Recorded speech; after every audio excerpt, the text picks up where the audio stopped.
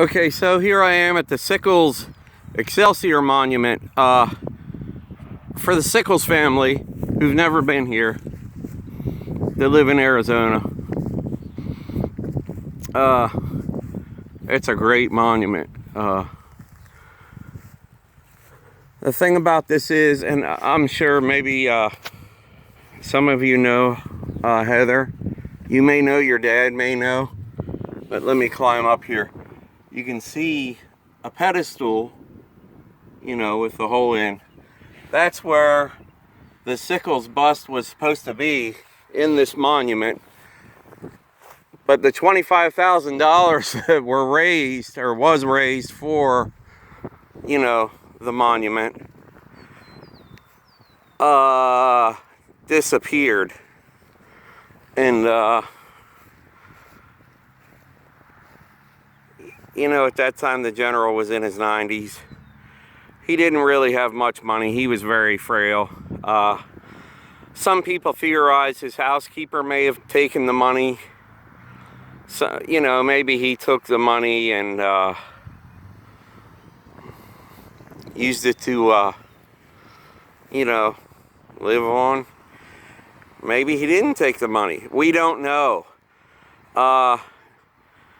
My friend and battlefield guy Jim Hessler told me there was he went to Albany to search through paperwork, but there had been a fire and all the paperwork relating to this had been burned up.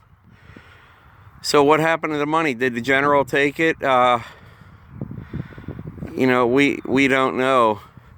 But the bronze was cast, but since it was never paid for, the general never had his bust placed in here, and therefore the general is not depicted on this battlefield, but he's everywhere because he helped preserve the battlefield. And around the cemetery is the same fence that he gunned down Francis Scott Key's son. You know, he brought it up from Lafayette Square, surrounded the cemetery with it. And, you know, there's a lot of us that think, you know, Key had it coming. And that's all I have for now. But, yeah, the peach orchard, the famous peach orchard, the Rose Farm over there. The Rose property, people that I know say, which of course would include the wheat field and those woods over there.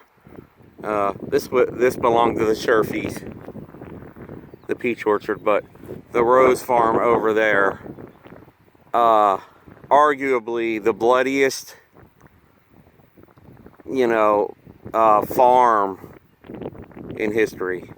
And this is probably going to be my last video. I got to go meet Timmy Smith. There's a view of Cemetery Ridge, which was the Union line.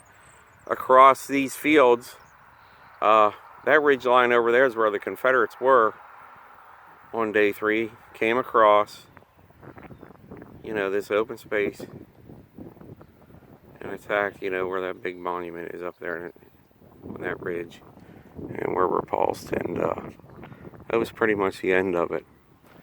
But it wasn't the very end. Tomorrow evening, my friends Tim and Gary are giving a program, and hopefully I'll be able to film and give some highlights from that. Cool.